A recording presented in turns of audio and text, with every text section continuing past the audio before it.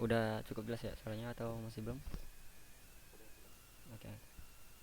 Oke, Anda kita bisa kembali lagi ketemu di pertemuan pertemuan ke-8 ya ini. Nah, ini terakhir kita belajar tentang kelas. Kalau untuk kelas gimana? Ada mau ditanyakan atau mau diulang sebentar?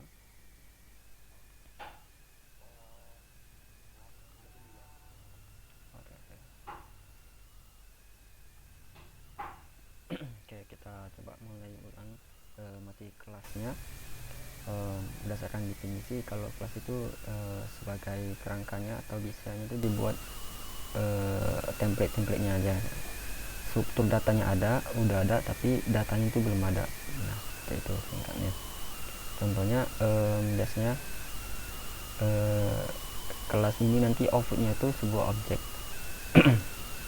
datanya itu, tapi kelas ini belum sempurna disebut objek dia karena belum ada datanya, baru ada kerangkanya aja. Misalnya kita membuat data untuk menampung seluruh data-data tentang sebuah mobil.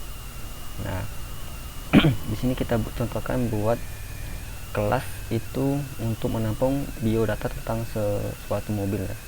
Nah, contohnya ini kita buat kelas car pakai keyword var seperti ini. Nah, di dalam car ini kita bisa menyantumkan kerangka apa aja yang ada di dalam kelas sebuah mobil itu, tapi belum ngisi datanya. Misalnya kita nanti mau ada namanya, misalnya jenisnya apa, nanti jenis mobilnya apa, tapi kita belum masukin jenisnya apa, sama tahun keluarnya berapa, kemudian platnya berapa. Nah, di sini data-datanya itu belum kita sediakan, kita hanya menyediakan list yang ingin kita masukkan contohnya. Nah, dalam hal ini kita mencontohkan 3 dulu, yaitu nama sama tahun sama plat numbernya.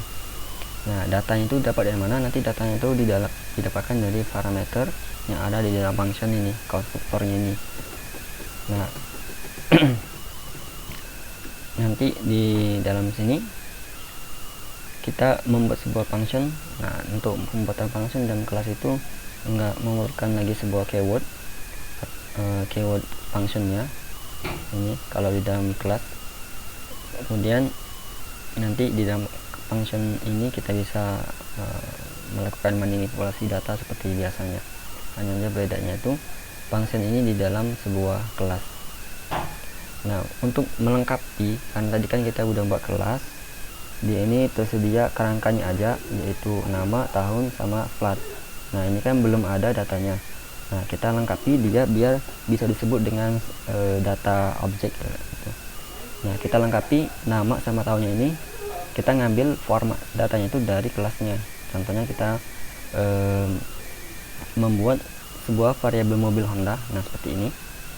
Kita sesuai dengan namanya, kita ingin memberikan data sesuai dengan mobil Honda. Misalnya kita membuat sebuah data objek dari format kelas, kita menggunakan keyword new, kemudian kita iringi dengan nama kelasnya. Contoh dalam hal ini contohnya itu car 2 seperti ini. Nah, dan kemudian di sini kenapa kita memasukkan data itu ke dalam kelas ini berupa sebuah function? Nah, dikarenakan si kelas ini dia itu membaca atau kita menderit atau masuk langsung ke dalam sini. Jadi kita memasukkan data ini langsung ke function konstruktornya ini, karena secara di dalam defaultnya di dalam kelas itu si function ini bisa kita ibaratkan itu pembantu atau membantu kita agar kita bisa memasukkan data yang kita inginkan ke dalam kelas ini. Nah, jadi pembantu itu seperti ini. Nah, jadi alasan kenapa dia masuknya data itu seperti function, karena kita memang memanggil sebuah function di dalam kelas ini, itu konstruktor. Nah, nanti dari di sini dia datanya di sini akan masuk ke dalam sini. Jadi dia masuknya urutan, maka di sini sebelah kiri, maka di sini masuk ke sebelah kiri sini. Dan kalau yang kedua maka masuk ke sini, dan kalau yang ini masuknya ke sini dia. Nah, dari sini kan dipanggil ke dalam sini, ini P nama masuk ke nama nanti, dan P tahun masuk ke tahun, kemudian platnya masuk ke P platnya masuk ke plat seperti ini. Nah, kalau kita cek di dalam browser datanya ini, kita download car ini, kita lakukan, kita unlocknya.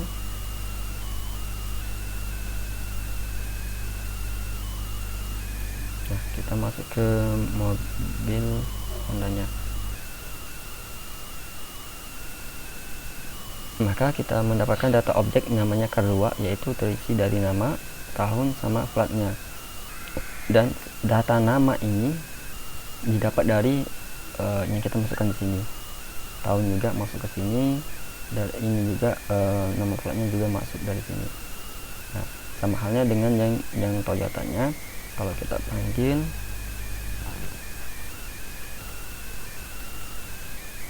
nah seperti ini.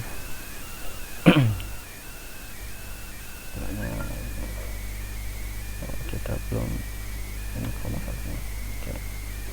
Nah, jadi itu sekilas tentang kelas, yaitu difungsikan membuat sebuah struktur datanya dulu, format datanya dulu kita buat. Nah, nanti kita isi data format itu sesuai dengan datanya.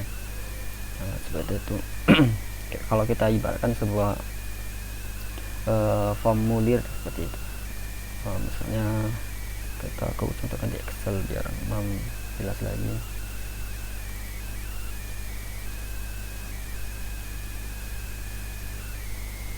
Yang biasanya di dalam sebuah, kita ibaratkan misalnya PPDB ya, PPDB sebuah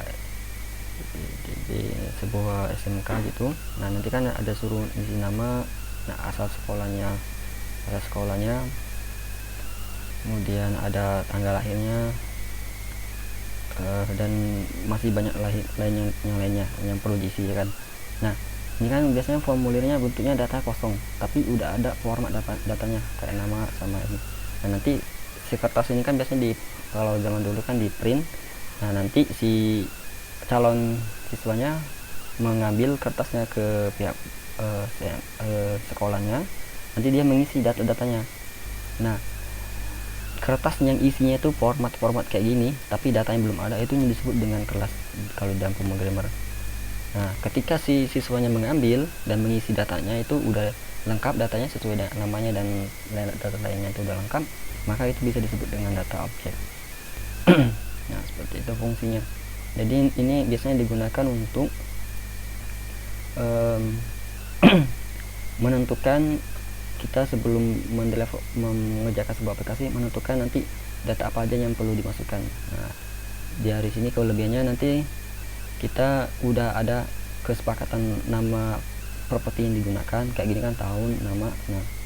Nah takut kalau kita jarang nggak menggunakan seperti ini, biasanya tuh kalau kerja tim biasanya pemikiran orang kan berbeda. Biasanya pemberian nama itu misalnya kita buatnya seperti ini, tapi adanya tim lain buatnya pakai bahasa Inggris seperti ini. Maka ketika kodenya itu ditampilkan atau digabungkan jadi satu, pasti error karena nggak sesuai. Nah, itu kelebihan dari kelas itu, kita membuat format datanya dulu, nanti baru datanya itu diisi. Nah, karena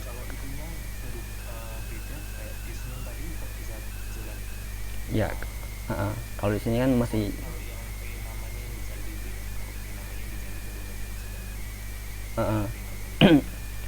kalau di sini kalau kita menggunakan kelas seperti ini, ketika kita ganti di sini, maka seluruh yang di sini akan otomatis terganti kan.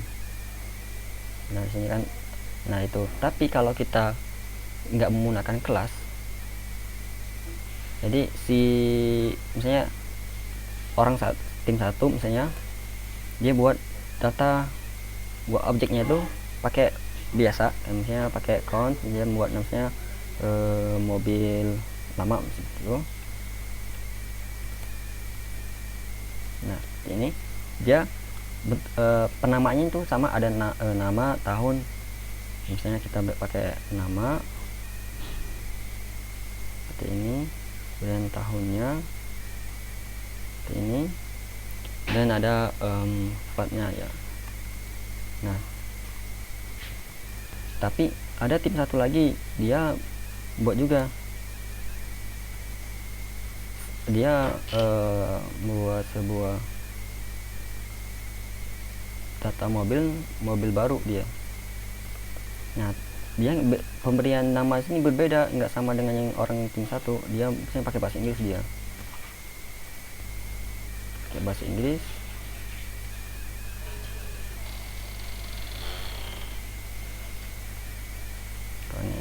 Ya gini.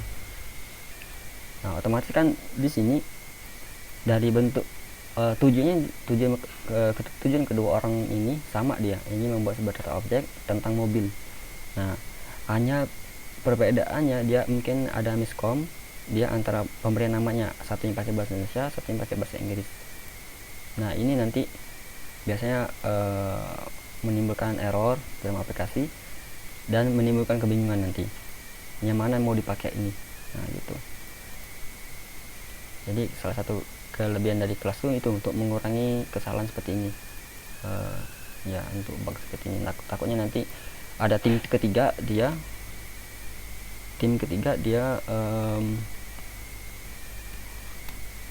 nya menggunakan ini, dia untuk mengakses variabel baru, variabel lama, dia misalnya seperti ini. Nama. Nah, otomatis kan karena dia udah tahu yang mobil lama itu pakai nama seperti ini, dia mau ngambil mobilnya baru. Nah, otomatis biasanya itu orang nyamain juga nama seperti ini. Nah, ini akan bukan error. Sedangkan di baru itu dia pakai name seperti ini. Nah, seperti ini.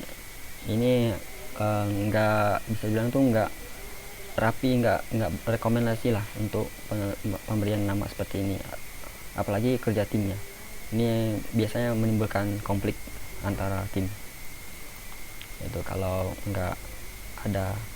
Jadi penting itu untuk disepakati ketika mau buat aplikasi bertim. Nanti nama-nama fungsinya apa aja, nama variabelnya apa aja itu ditentukan biasanya di awal untuk mengurangi ke seperti ini. Soalnya kalau seperti ini banyak error. Enak kalau tim ketiga tadi dia tahu error itu karena perbedaan ini. Bagaimana kalau dia nggak tahu perbedaan ini? Ya, itu akan memperlama kinerja nanti. Dan itu salah satu kelebihan dari kelasnya. Nah, sama di kelas bisa juga membuat sebuah function seperti ini. Nah, untuk pembuatan function bentuknya sama aja seperti biasa, namun bedanya itu nggak ada keyword functionnya. Seperti ini kita get, sama ini dia menampilkan sebuah konsol saja. Nah, untuk cara pemanggilannya kita langsung aja nama kelasnya, kemudian langsung nama functionnya seperti ini. Misalnya kita panggil get dulu. Si get ini dia nggak punya parameter yang kita hapus dulu.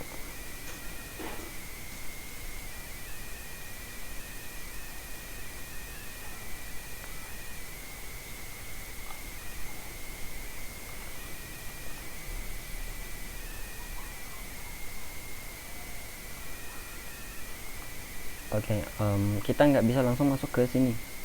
Untuk pemanggilan function again kita nggak bisa langsung masuk ke dalam sini. Misalnya car get, nah kita nggak bisa. Kita memerlukan sebuah seperti ini. Nah, seperti ini. Jadi kita harus kita menggunakan pihak ketiganya, yaitu mobil baru get function. Bentar, atau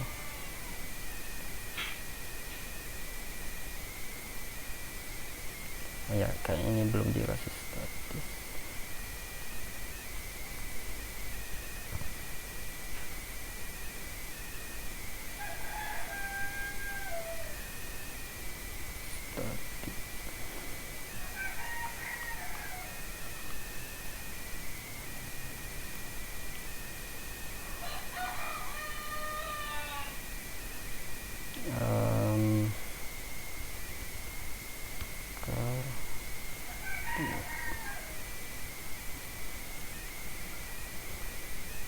Nah, kalau untuk si kelas ini biasanya si function di dalam kelas ini biasanya itu jarang sekali digunain untuk dipanggil lagi dari luar. Biasanya itu fungsinya digunakan untuk mengolah datanya, hasil inputan ini aja. Nah, apalagi nanti kalau udah menggunakan framework itu udah jarang sekali. Nanti ada cara lainnya agar sebuah function itu bisa dipakai di tempat lain. Nah, kalau seperti ini dia membingungkan ini, sangat jarang.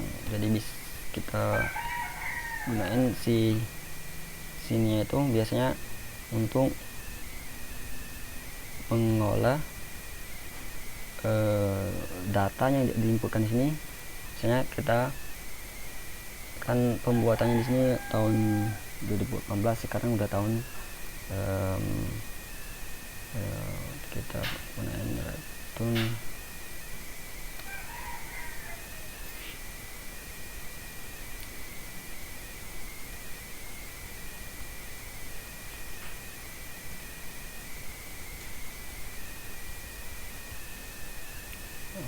Kembali 2022 dikurang seperti ini.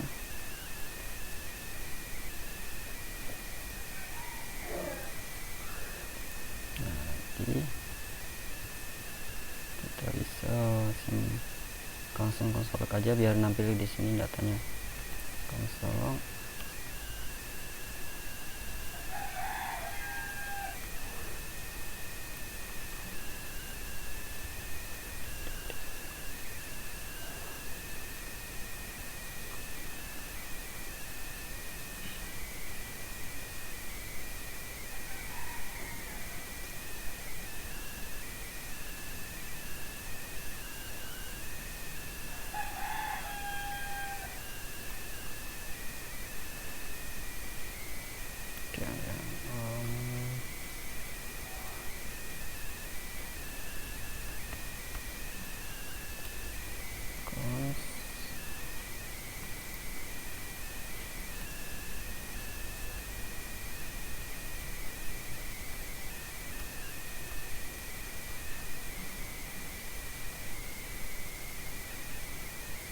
kelasnya nggak bisa, dia harus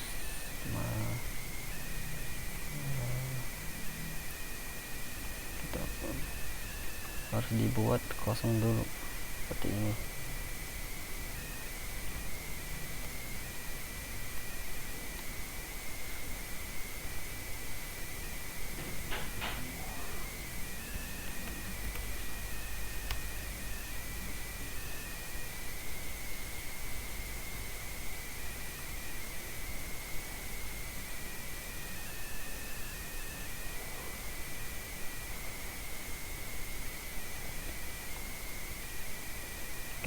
Keyword kelas.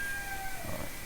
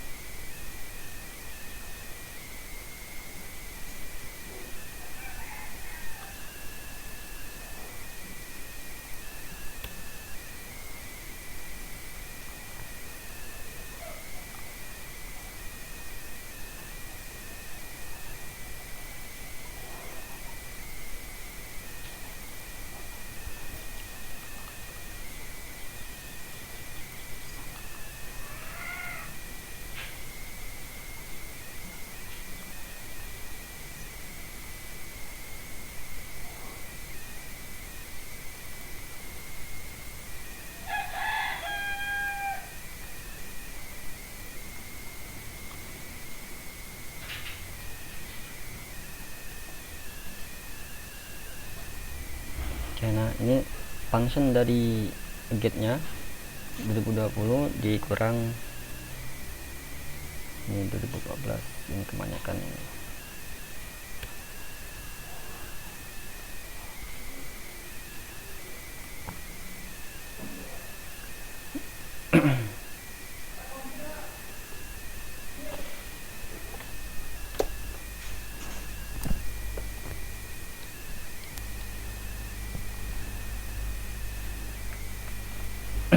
Nah, itu untuk si function di dalam kelas. Jadi itu si kelasnya biasanya digunakan itu aja untuk membuat kerangka seperti ini.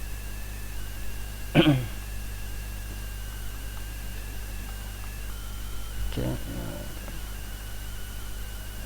kita komen dulu ini.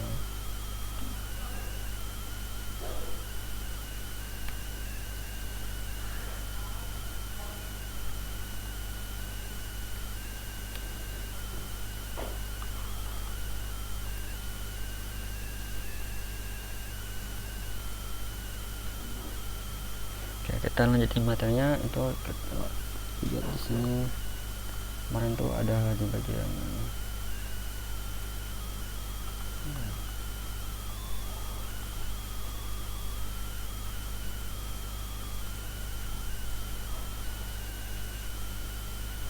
kalau sudah bagian sini biasa JavaScript async storage.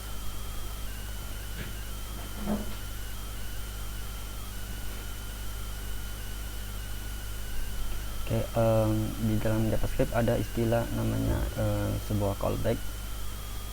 Jadi callback ini sebenarnya definisinya banyak. Jadi callback itu bisa dibilang juga sebuah function yang melakukan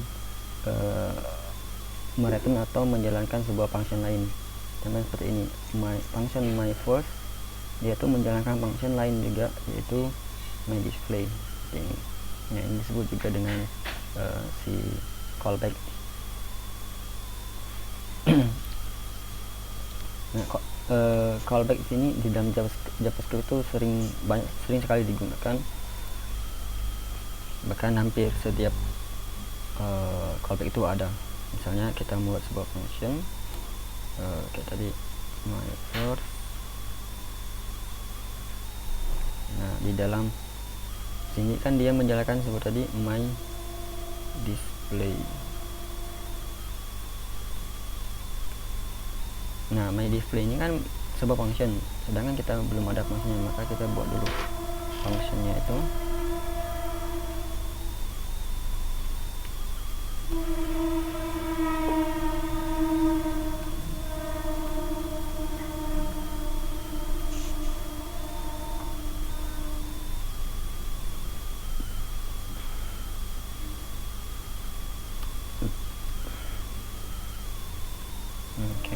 Nah, di sini kita mempunyai sebuah function my display dan dia memiliki parameter. Nah, function ini dia dijalankan oleh function lain, yaitu my first seperti ini. Nah, bentuk inilah disebut dengan salah satu callback gitu. Ini salah satu bentuk callback. Jadi kalau kita jalankan my first seperti ini, maka hasilnya itu hello. Hello ini didapatkan dari function my display ini, karena si my first ini menjalankan function ini. Jadi si ini juga bisa kita berbanyak menjalankan fungsinya seperti ini. Nah, ini salah satu disebut dengan callback di dalam sebuah function.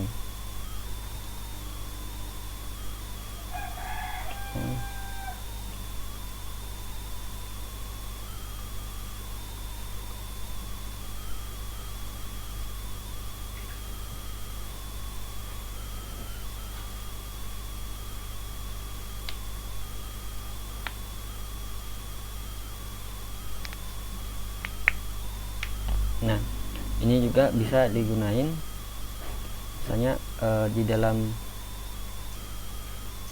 ini kita masih ini konsep callback, cuman penerapannya itu sedikit berbeda. Nah, salah satunya ini function untuk menampilkan aja, ini function untuk menghitungnya. Nah, coba kita tampilkan aja.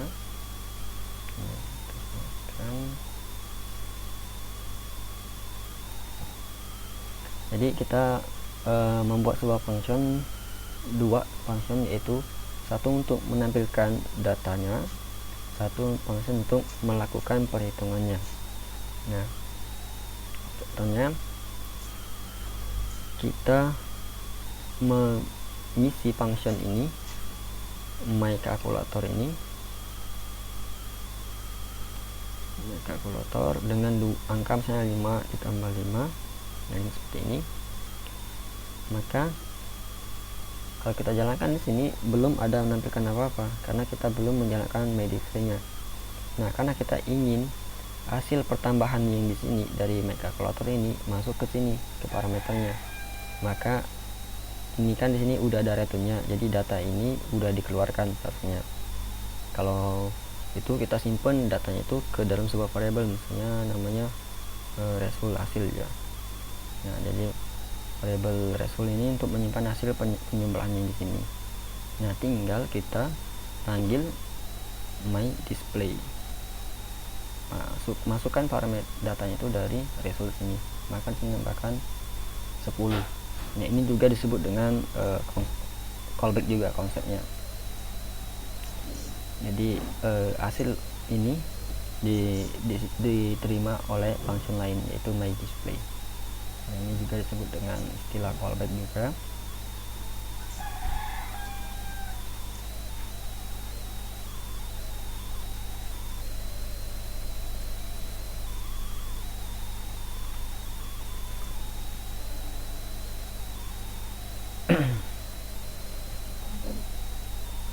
Nah, di sini ada sedikit pertanyaan kapan callback itu digunakan ya. Salah satunya tadi untuk yang tadi, kalau kita ingin melakukan sebuah function, misalnya di satu function itu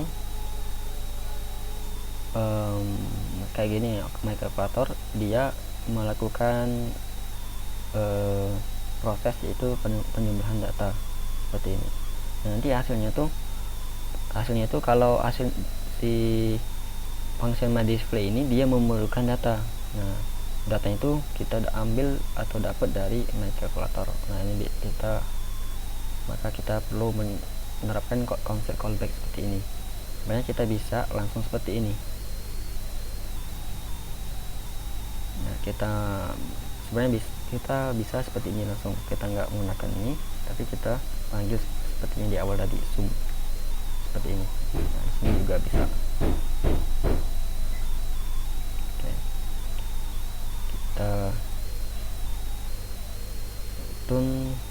Kita kayaknya perlu return sini karena nilai resumnya itu nggak bekerja. Coba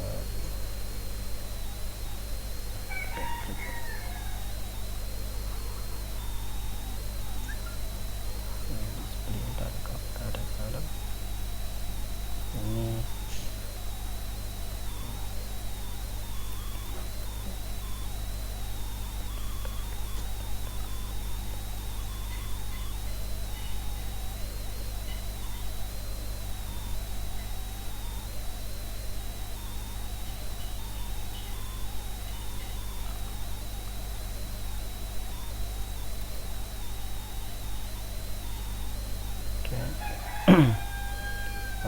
sebentar apa, oh ya lupa ini.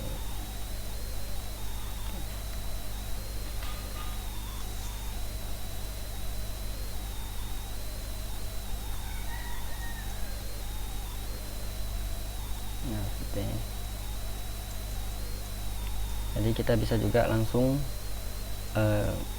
menambahkan my display itu di dalam function my calculator, enggak seperti tadi. Ini juga bisa.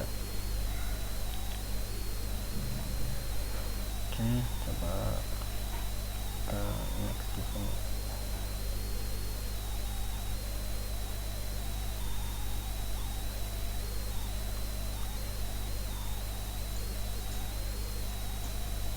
Nah, di sini ada juga si callback itu juga bisa kita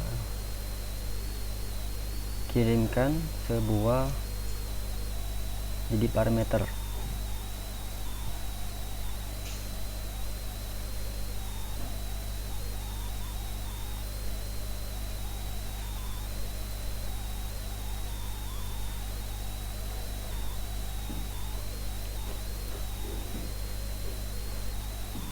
Nah, di sini kita mempunyai, jadi ini bentuk lain dari callback ya, bisa function yang dijadikan parameter.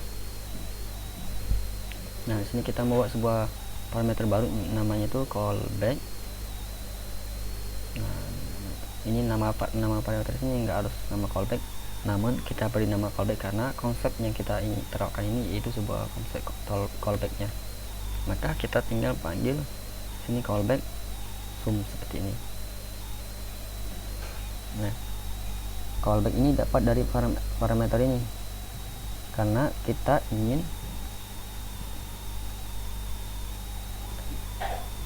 tinggal panggil my display di sini. Jadi kita memasukkan sebuah function ke dalam parameter. Nah, seperti ini. Nah, nanti pemanggilannya itu seperti function callbacknya ini karena yang diinputkan itu sebuah function. Maka hasilnya itu akan sama aja sini 10. Nah, di sini jadi bisa seperti itu untuk bentuk line callbacknya. Jadi kalau tadi itu bisa kita langsung function langsung menjalankan function lain di dalamnya, atau nanti functionnya itu disimpan dulu dalam variabel, nanti variabel itu dimasukin ke dalam function lain. Atau juga untuk ketiga ini function yang dijadikan parameter seperti ini. Jadi ini function my display ini dijadikan parameter, masuk ke callback. Nah, kemudian dijalankan lagi menjadi sebuah function dengan masukkan parameternya, parameter hasil penjumlahan kedua nilai ini. Ini disebut dengan callback juga. Jadi si callback itu enggak terpaku satu bentuk aja. Nah, kemudian ada istilah asinkronus dalam JavaScript. Umumnya di dalam sebuah bahasa JavaScript ini dia dieksekusi secara berurutan dari atas ke bawah, dari baris bawah ke atas dia sinkronus. Nah, ini coba kita cek.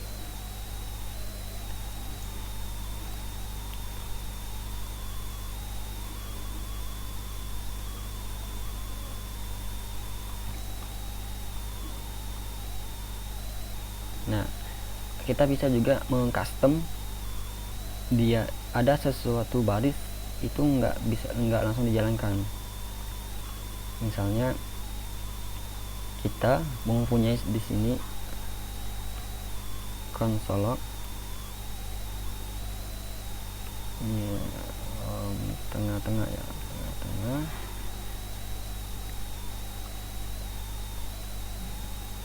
Nah, di sini coba aku kembalikan dulu ya, di sini nggak menerapkan sebuah callback.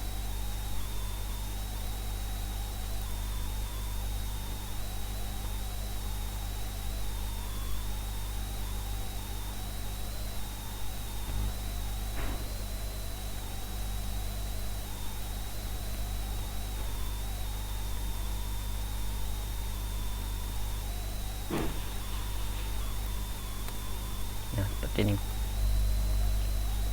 Jadi ini aku mau nunjukin bahwa si JavaScript itu menjalankan kode itu secara berurutan. Ini ada function myDisplay baru dijalankan, kemudian ada konsol tengah, kemudian ini myCalculator juga dijalankan. Nah, coba kita cek di konsolnya, maka seperti ini. Parameter 1 tengah 2 ini yang disebut dengan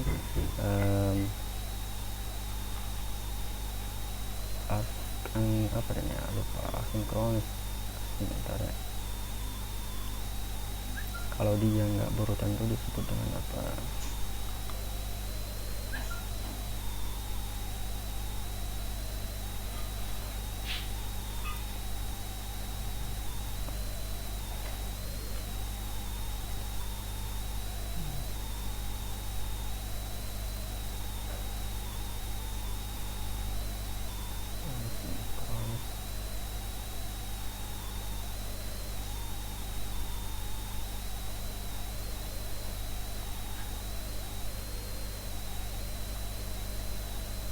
Nah, di sini ada istilah sinkronus sama asinkronus.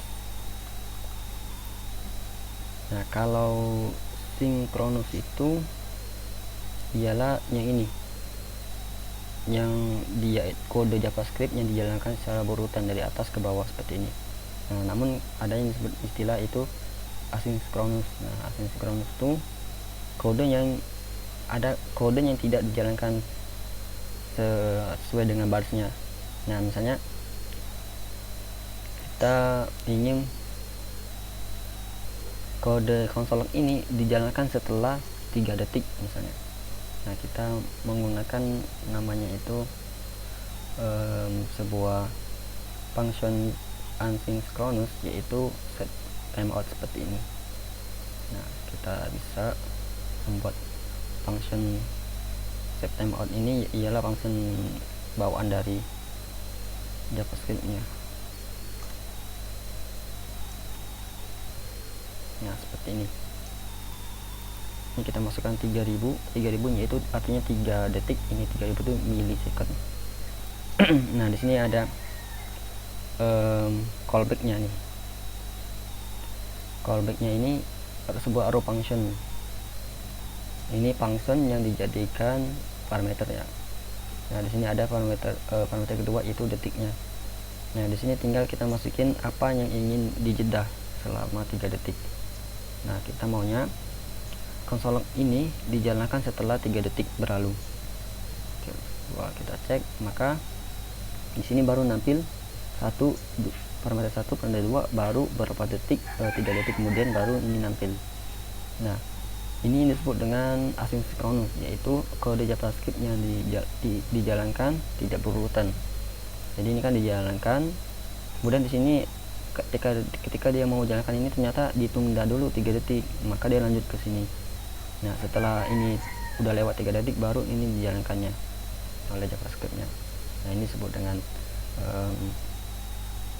asinkronus, dia tidak berurutan.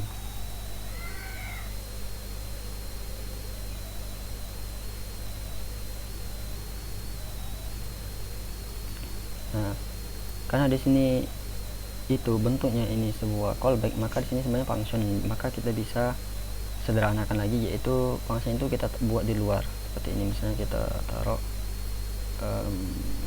tunda nama fungsinya, kita menggunakan arrow function. Nah, di sini tinggal kita tulis saja tunda seperti ini, maka hasilnya itu akan sama. Nah, ini sebuah function yang dijadikan sebuah parameter yang disebut dengan istilah callback. Nah, ini salah satu bentuk callback tadi. Oke, kita lihat di sini.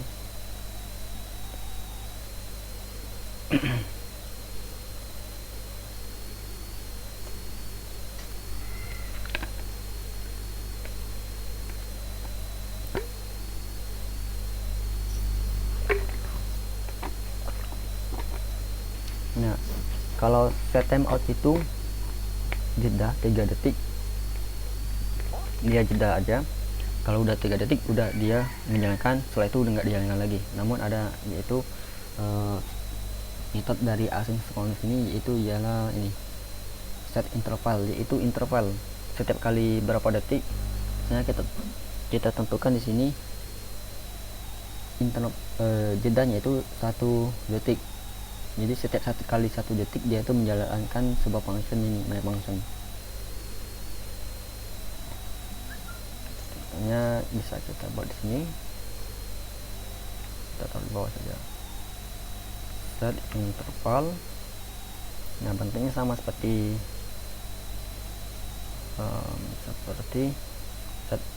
set timeout-nya ini. Di sini ada callback-nya. Nah, callback ini langsung dimasukin di sini pakai arrow function.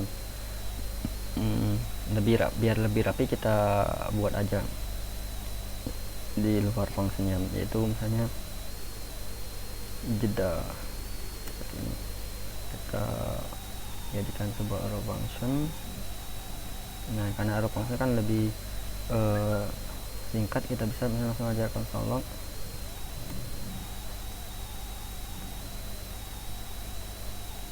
satu plus 1 seperti ini.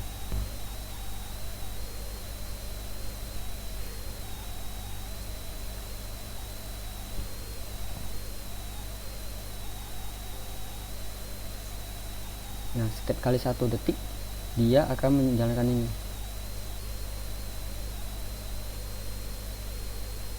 Oke, nah ini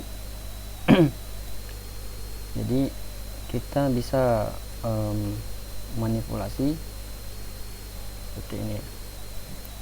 Kita mempunyai sebuah variabel misalnya angkanya 0. Nah, di sini kita lakukan perubahan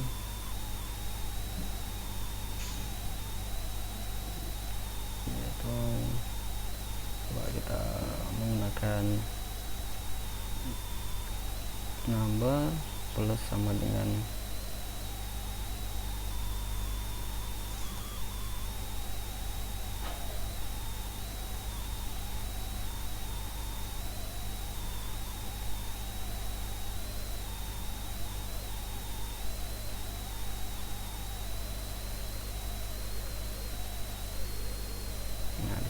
nggak ada namanya.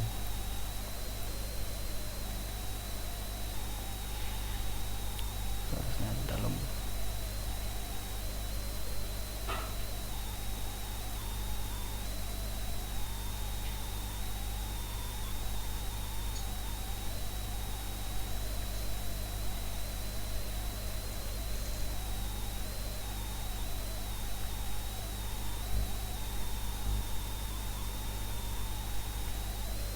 Oke, di sini berarti nggak bisa assessment dia, nggak bisa melakukan perubahan. Kita cancel aja dulu.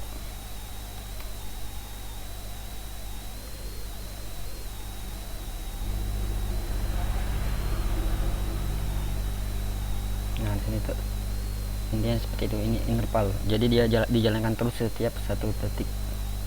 Kalau mau 2 detik maka kita ganti aja 2 detik seperti ini.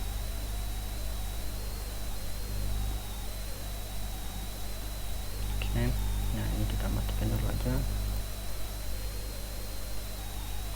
Kita cek yang lain apakah ada.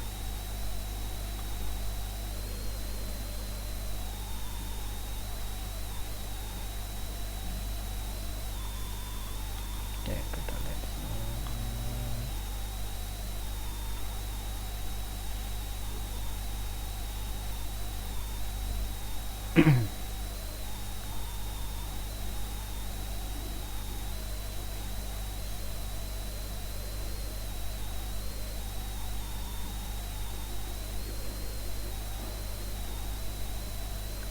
Kita ada namanya tuh di dalam sini istilah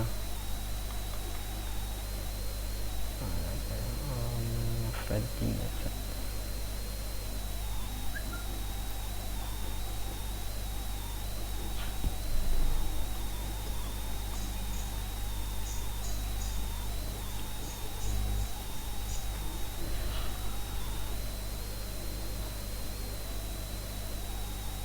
Nah, dalam pemrograman itu ada istilah namanya itu nge-get data, yaitu proses pengambilan data ke server lain. Contohnya aku cari dulu.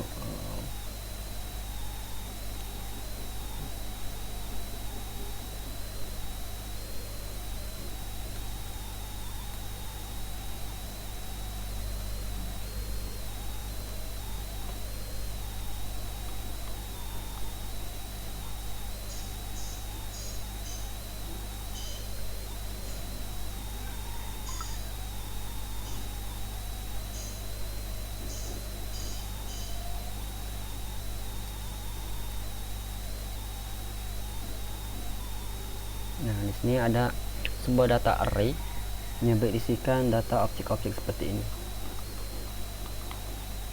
Nah, ini data yang ada di dalam server lain di sini.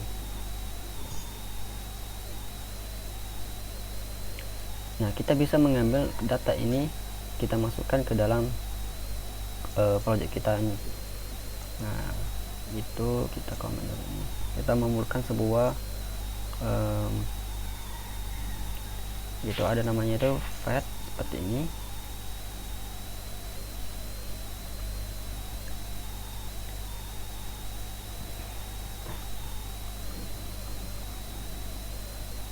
Nah, fat seperti ini, tinggal kita copy ini linknya, kemudian kita tambahkan di sini linknya. Si function fetch ini dia akan melakukan eksekusi pengambilan datanya. Proses pengambilan data ini disebut dengan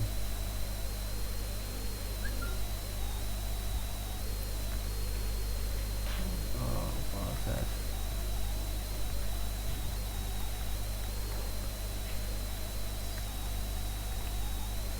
get, yaitu kalau masnya sering dengar itu metode get seperti ini. Jadi kita proses pengambilan data dari server lain, yaitu ini menggunakan endpoint atau link dari server tersebut. Ini biasanya disebut dengan endpoint. Ini disebut dengan endpoint biasanya, atau URL-nya. Kemudian sini slash ini disebut dengan endpoint. Tapi ini sebenarnya itu sama, hanya penyebutan saja. URL atau mau yang itu biasa aja. Nah, kemudian untuk mengecek apakah datanya itu udah terambil atau belum, kita menggunakan sini, di bagian sini kita tampilkan datanya itu di sini. Kan datanya ada di sini. Nanti datanya itu kalau udah terambil kita tampilkan di console log. Nah, di sini kita tambahkan titik dan seperti ini. Kita tambahkan callback di sini REST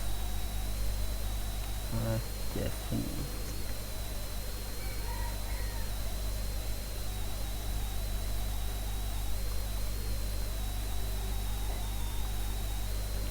Oke.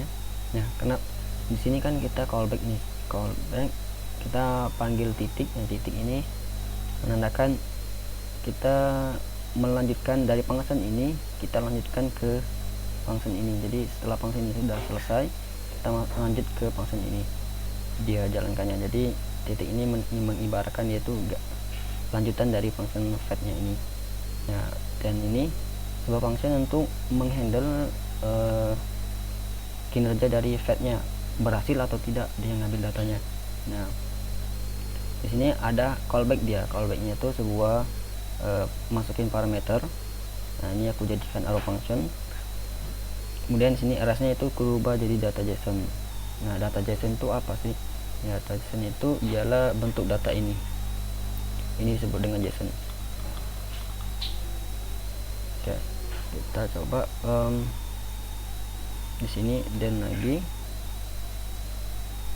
REST.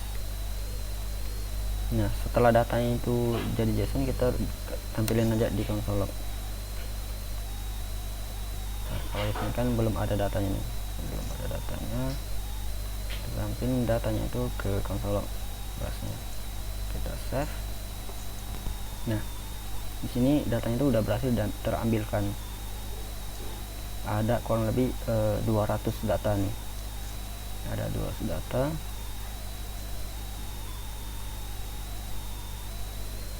Datanya itu cukup banyak, jadi dia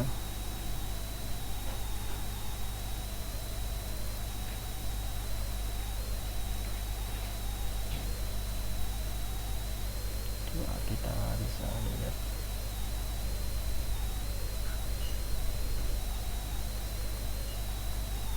Nah, data ini terlalu banyak ya. Coba kita cari contohnya yang datanya itu nggak terlalu banyak. Di sini ada ini ada 10 user aja.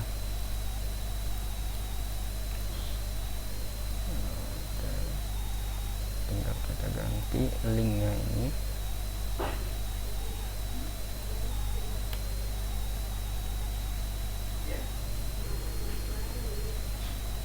Nah, di sini data yang ada di dalam server sini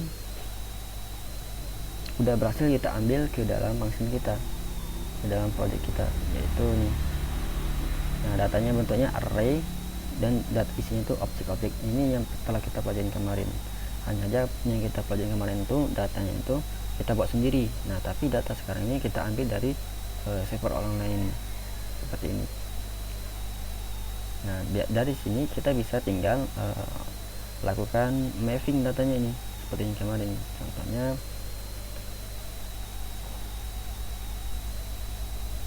kita bisa di sini langsung saja kita mapping di sini REST-nya menggunakan map.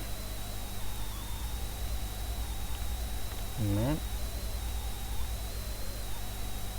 coba value index.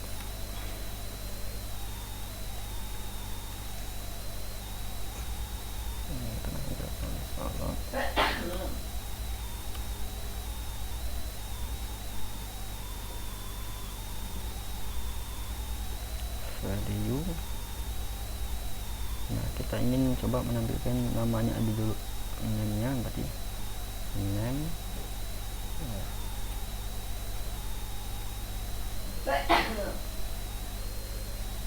Nah, maka di sini kita mendapatkan nama-nama datanya dari data yang di sini. Nah, bisa kita tambahkan lagi di sini. Di sini kan datanya itu ada ID. ID-nya tuh kita bisa tampilkan value titik ID.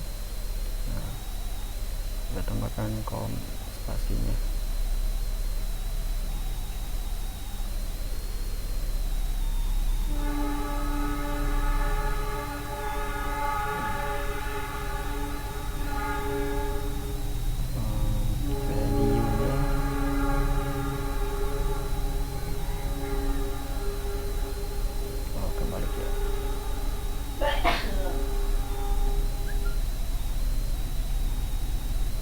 Oke, nah di sini ada satu dan seterusnya nih.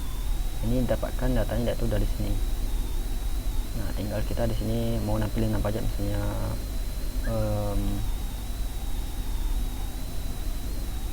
emailnya coba kita tampilin juga. Maka kita tinggal sini tinggal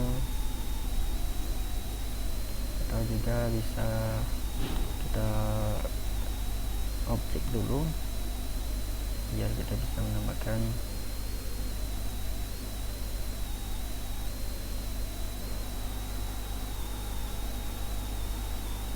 dan ada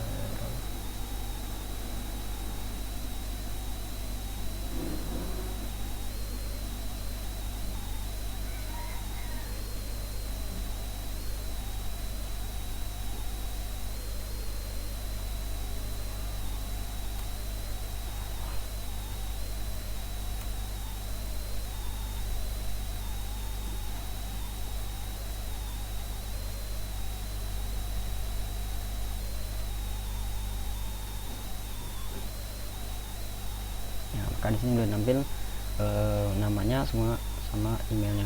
Ini sama persis kok yang kemarin, cuma bedanya data array-nya tuh kita dapatkan dari ngefet ini, dapatkan dari ngefet dari server yang ada di sini. Nah, kemudian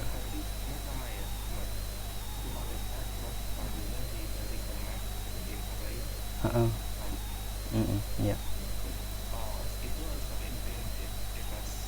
Ya, harus pakai dan ini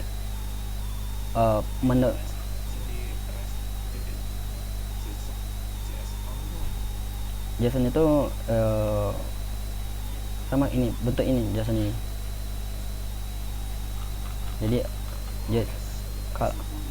rest itu nama parameter aja mas, ini namanya aja nama parameter untuk menampung hasil pengambilan data tadi. Kan ini parameternya.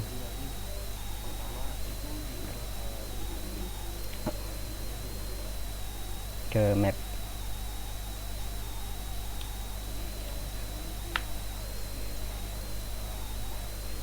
Iya, benar-benar.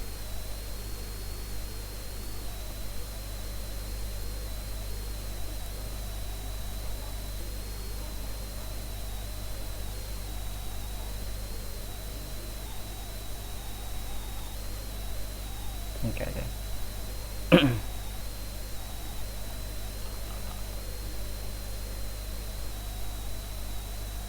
Oke, nah kita coba ya.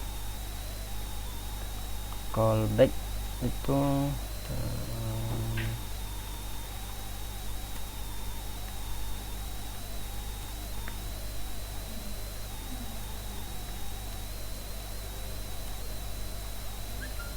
bentuk callback 1 yaitu ada function.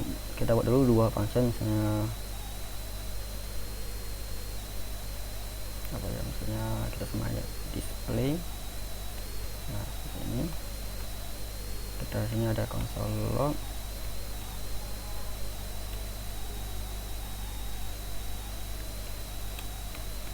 Nah ini ada function kedua, yaitu misalnya running ya. Nah si dalam function ini dia nggak lakukan console log apa-apa, tapi dia manggil function ini, manggil di sini. Maka ini yang di konsol itu nampil udah seperti ini.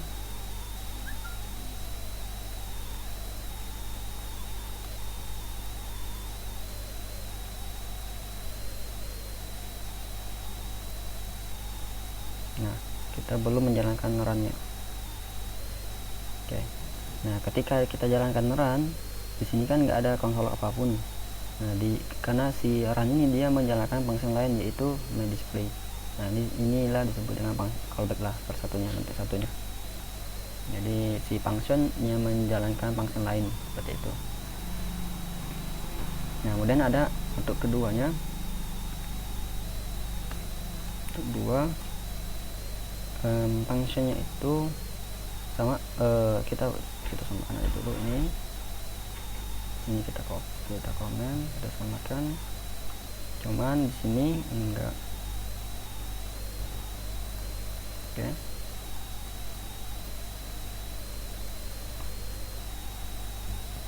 Ini itu kita tambahkan parameter.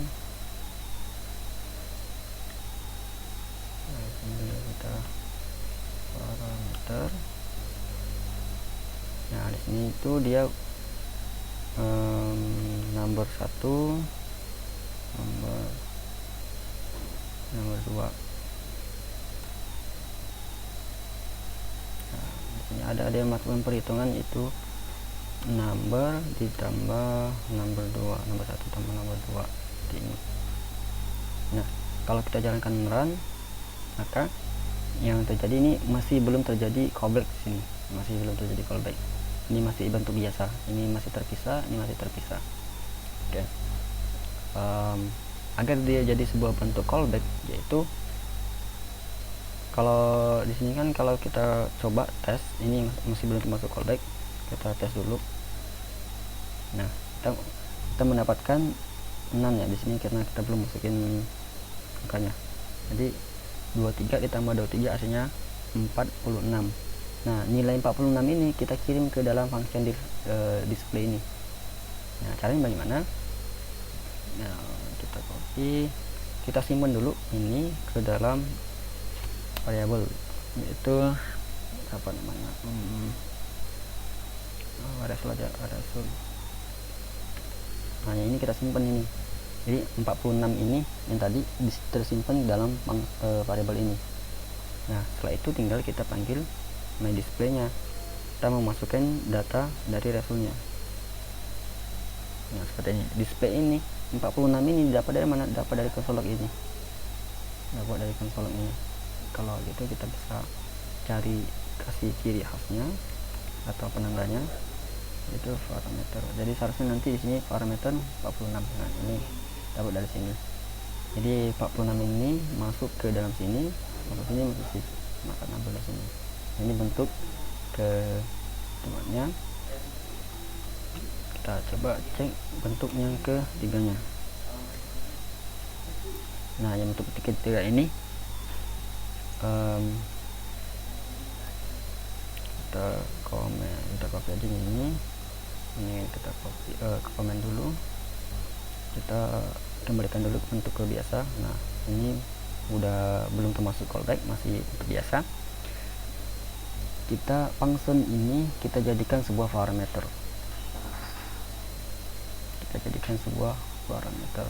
caranya bagaimana? Kita membuat sebuah parameter di sini namanya callback. Untuk penamaan callback di sini bebas ya, untuk penamaan bebas di sini.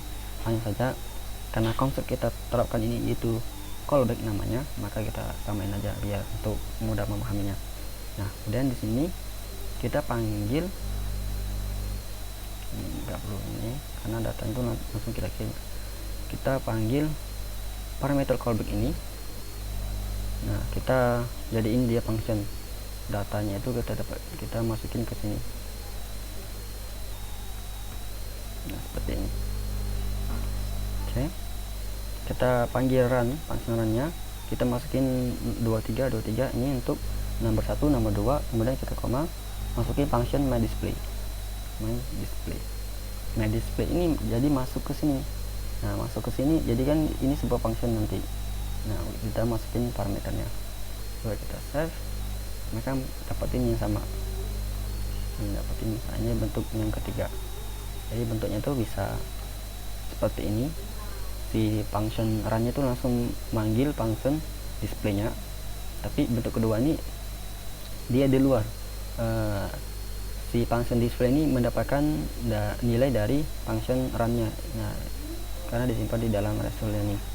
Nah, bentuk ketiga itu si function display ini dijadikan sebuah parameter. Nah, parameter seperti ini.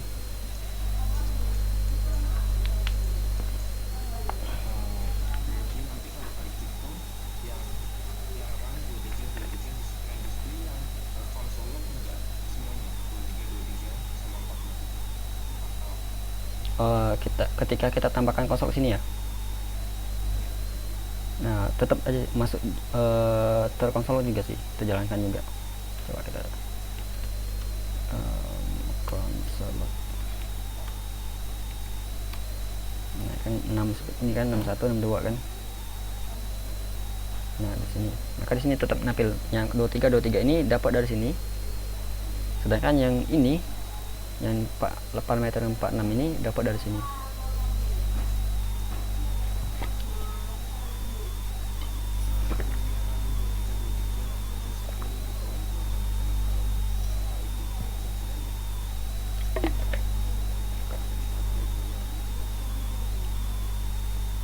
Yang mana yang tanpa ini? Kalau ini nggak akan jalan ke semuanya ya, karena kan kita untuk menjalankan sebuah function kita harus panggil function dulu kan ya, harus menjalankan functionnya. Jadi ya ini parameter jadi 23 ini masuk ke sini, ini masuk ke sini juga. myDisplay ini kan function ini. Nah, function ini dibawa masuk ke sini, masuk ke sini. Nah, karena di sini kan dia ada parameternya, masuk ke sini 61 62 nya ini ditambahin. Nah, maka hasilnya 46 masuk ke sini, 46 nya masuk dipanggil ke sini, maka hasilnya seperti ini.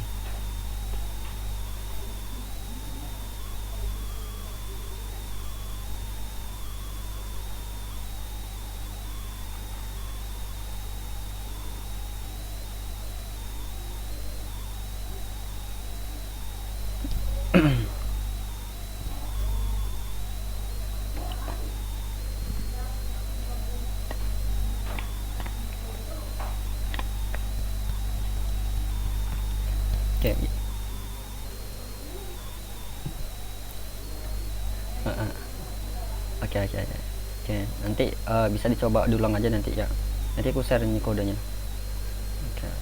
Oke, kalau gitu kita cukupin dulu pertemuan hari ini. Mungkin kalau besok masnya bisa nggak atau nggak besok? Oke, nggak nggak apa-apa kok, Senin berarti ya. Siap, oke gitu. Siap ya, assalamualaikum.